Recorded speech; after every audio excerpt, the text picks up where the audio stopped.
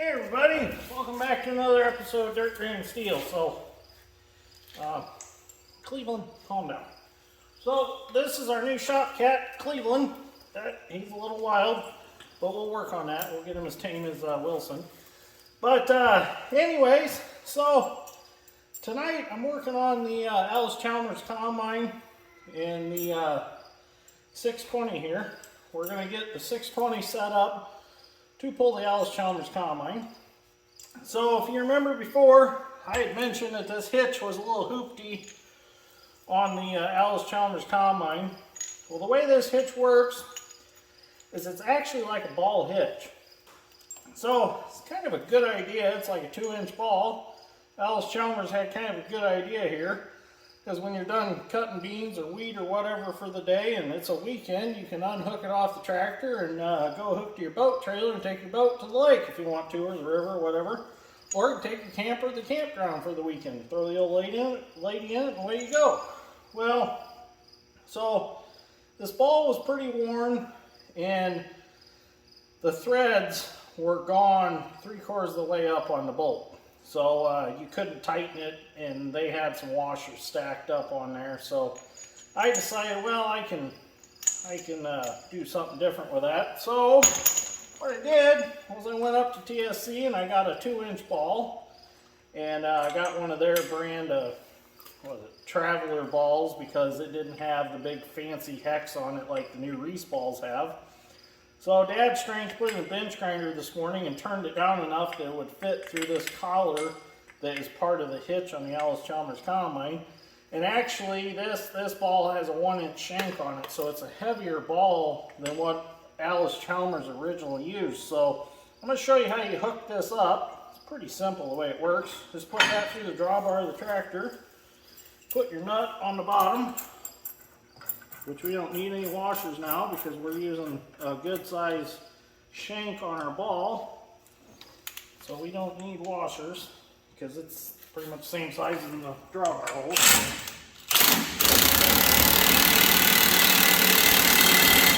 You got that good and tight. That's not going anywhere. So now what we're going to do is simply hook the combine up. I'm just going to pick it up here. Hook it up just like you would a boat trailer.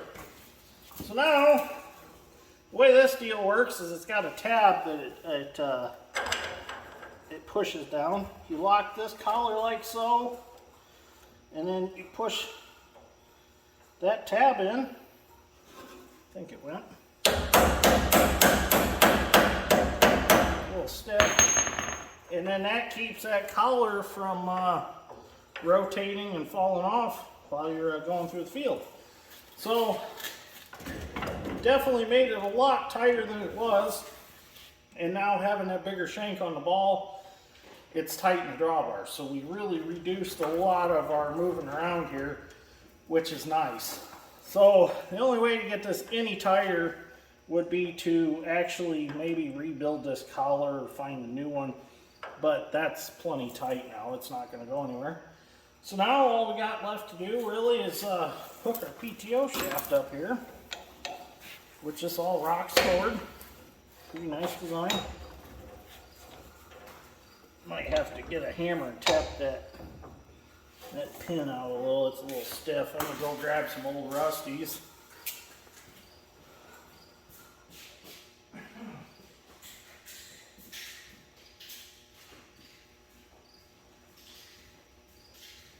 But yeah, Cleveland, he's going to make a good shop cat here when we get him tamed up a little bit.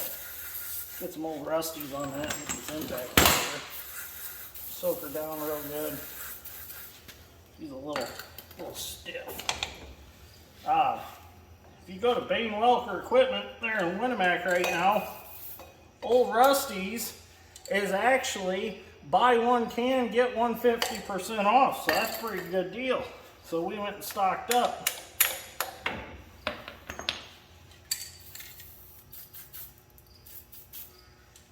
Still best penetrating oil on the market, I think.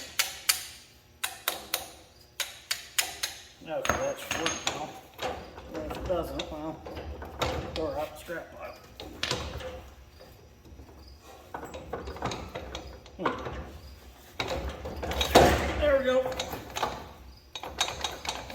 Okay, PTO's hooked up. Good deal. So now the 620 is ready to run the Allis-Chalmers combine, which is going to be great. So the only thing left to do is, well, let me get the camera and I'll show you some stuff that I have done. I'll show you what's left to do.